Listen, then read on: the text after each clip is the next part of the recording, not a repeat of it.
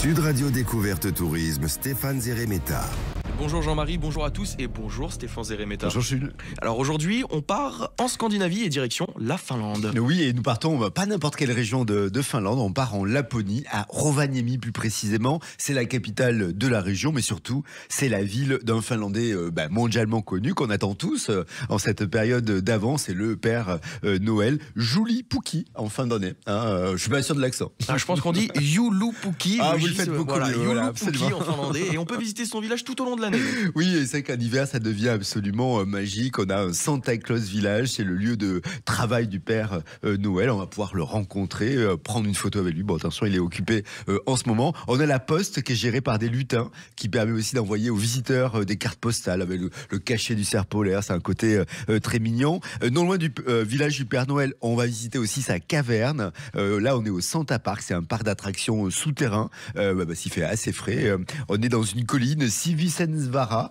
Et là, on est plongé dans l'ambiance avec des elfes qui proposent des spectacles et des ateliers de biscuits à la cannelle. Il y a aussi un autre endroit, c'est Snowman World. Alors, vous avez vu, toutes les attractions sont vraiment sur le thème de Noël. Là, c'est un petit village de glace. On fait des descentes en pneus, des toboggans glacés. On va boire des cocktails à l'ice bar.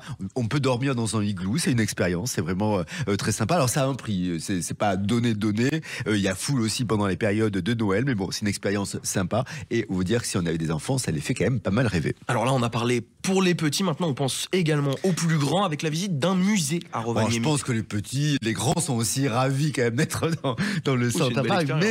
Mais c'est que le musée va être aussi intéressant. Il y a un magnifique musée avec une verrière. C'est 170 mètres. On est sur les berges de la rivière. C'est un musée assez intéressant. Déjà d'un point de vue architectural, il est très beau, mais aussi culturel. En fait, il regroupe le centre arctique de l'université de Rovaniemi et le musée provincial de Laponie. L'ensemble est consacré à la nature, aux cultures des peuples du Grand Nord. C'est absolument passionnant. On apprend plein de choses. Par exemple, le sens du mot arctique qui vient d'Artikos, qui veut dire terre du grand ours en samé. Et le samé, c'est la langue des Samis de Laponie. Et justement, la Laponie, c'est aussi connu pour ses grands espaces et ses étendues sauvages. C'est qu'on en prend plein les yeux. C'est absolument somptueux. On peut d'ailleurs parcourir comme ça ces terres assez sauvages, assez complètement enneigées. On va le faire traîner par des rennes, pourquoi pas. Alors il y a des entreprises locales qui gèrent les choses, qui proposent l'excursion. Il y a une ferme de rennes aussi, près de la fameuse rivière. Il y a des rivières de partout. Et on va d'ailleurs pouvoir dormir dans un gîte. C'est vraiment très sympa. Il faut savoir que la Laponie compte plein de parcs naturels. Au nord de Rovaniemi, par exemple, le Pallas Illus Tenturi. Là, c'est un parc national, 1000 km². Là, vous allez y faire de la raquette, du ski de fond. Vous avez des paysages vallonnés. C'est enneigé. C'est absolument sublime. Et pour finir l'année de façon reposante, parce qu'il en faut un petit peu pour tout le monde, ceux qui aiment se faire chouchouter, on peut s'offrir une séance au sauna. Oui, c'est vraiment la tradition finlandaise. Il y en a un peu partout dans le pays, donc on n'a pas de mal à trouver son bonheur. Il y en a qui sont assez particuliers, comme celui d'Ilas. Alors là, on se trouve dans une télécabine et on va monter sur une montagne à 718 mètres de hauteur. Donc vous êtes dans la télécabine, vous profitez du paysage bien au chaud, c'est vraiment sympa. Et donc c'est 4 personnes maximales.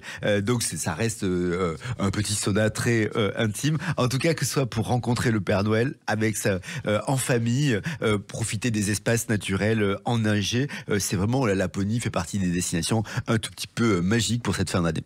Bon, parfait. Faut pas avoir le vertige en tout cas. Sur le télécabine, oui. Ouais, sur le on n'a pas froid. Faut pas. Merci beaucoup Stéphane Zeremeta, directeur éditorial du Petit Futé. On se retrouve la semaine prochaine pour aller en Provence. Avec grand plaisir.